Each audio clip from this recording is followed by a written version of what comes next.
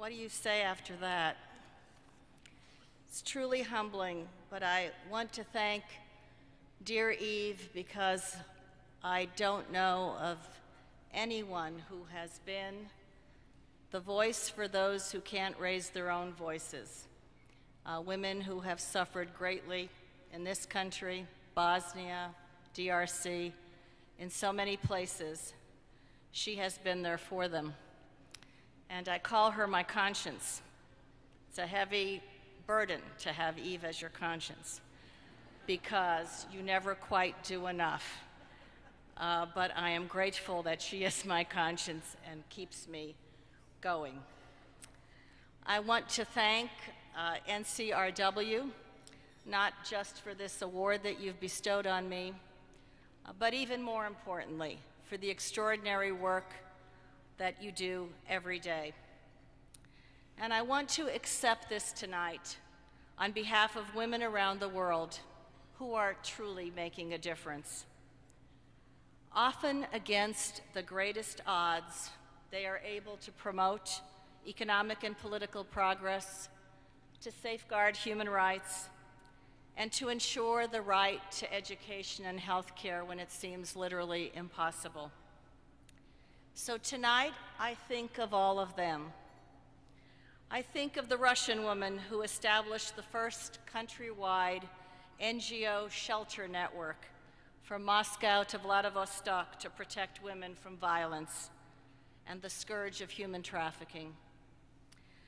I think of the women in Morocco who, after years of struggle, achieved family law reform and demonstrated that the universal principles of human rights are consistent with the values of the Quran.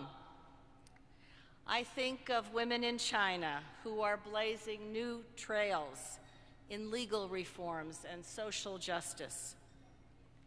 And I think of the women in Afghanistan who are struggling so hard to take their rightful place at the decision-making tables in their country as the future is being decided. And one such woman is here tonight, and I want her to please stand, Zora Rosseth.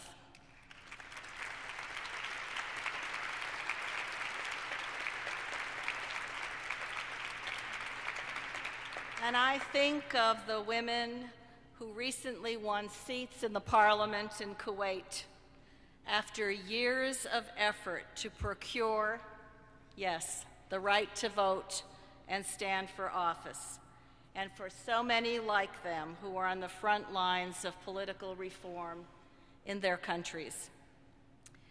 And I think of the women and girls in too many places, in DRC, Congo, in Burma, in Darfur, and beyond, who are being oppressed in ways that we can't even imagine the magnitude of the brutality that they endure. And yet, as Eve will tell you, they valiantly struggle to transcend their terrible circumstances. And I think, especially here tonight, of all the women around the world who are determined to grow businesses, overcome barriers, contribute to economic growth, and prove once and for all that gender equality is smart economics.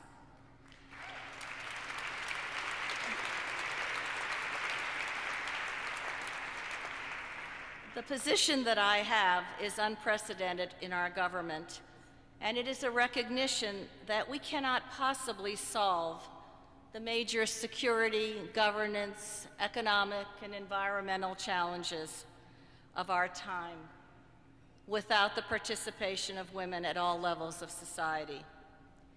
Because it is a simple fact that no country can get ahead if it leaves half its citizens behind. Women's voices are vital. Their contributions are critical to the betterment of all of society.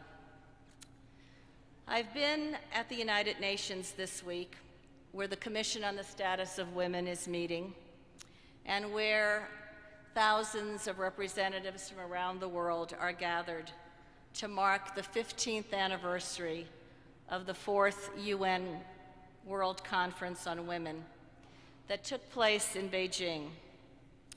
It was there that the former First Lady Hillary Clinton affirmed for all the world to hear that women's rights are human rights. And it was there that Judy Woodruff was the voice of CNN from Beijing, telling the world what the women were saying in this gathering. That conference adopted a platform for action. It is today, despite great progress, it is an unfinished agenda. Women's equality is still an unfulfilled hope everywhere. And the great potential of women is still largely untapped. So women's rights are human rights, and human rights are women's rights. We have our work cut out for us, but we cannot settle for anything less. Thank you very, very much.